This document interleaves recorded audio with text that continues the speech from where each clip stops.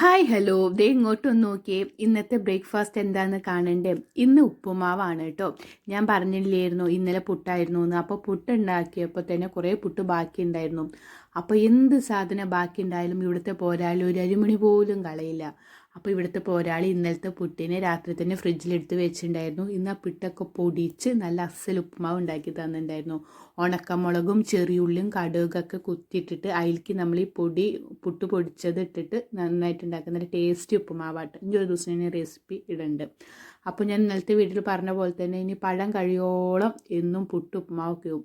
ഇന്നലെ കുറേ ഉണ്ടായിരുന്നല്ലോ, അത് കസിൻസിനെ എടുത്ത് വീട്ടിൽ കൊടുത്തിട്ട് ബാക്കിയുള്ളതാട്ടോ ഈ പഴം.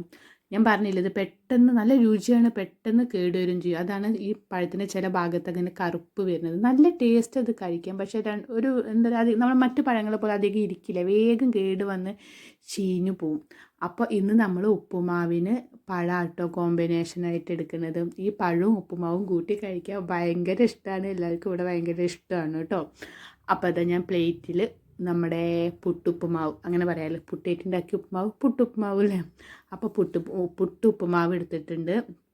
അതിന് നമ്മുടെ പഴം, നമ്മളെ അട്ടപ്പാടി പൂവൻ ഇന്നലെ പറഞ്ഞിട്ടുണ്ടായിരുന്നല്ലോ, അട്ടപ്പാടി പൂവന് എടുത്തിട്ടുണ്ട്.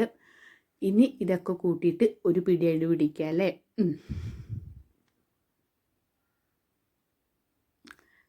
ഒരു കാര്യം മറന്നുപോയി, പപ്പടം കൂടി ഉണ്ടായിരുന്നു. പപ്പടം ഉണ്ടെങ്കിൽ പപ്പടം എനിക്ക് മസ്റ്റാണ്. അപ്പോൾ ഈ ഇന്നലെ പുട്ടും പഴവും പപ്പടും അട്ടപ്പാടി പൂവനും കൂടിയിട്ടുള്ള ഒരു പിടിയടി പിടിച്ചു. ഇങ്ങനെ കഴിക്കുക ഇവിടെ എല്ലാവർക്കും ഭയങ്കര ഇഷ്ടമാട്ടോ. ഇവിടെ ഞാൻ ഇന്നലത്തെ വീഡിയോയിൽ പറഞ്ഞ പോലെ തന്നെ ആരും അങ്ങനെ പൊട്ടിച്ചും കഴിക്കലില്ല, ഇങ്ങനെയാണ് കഴിക്കാറ്. കട്ടൻ ചായയാണ് കോമ്പിനേഷൻ.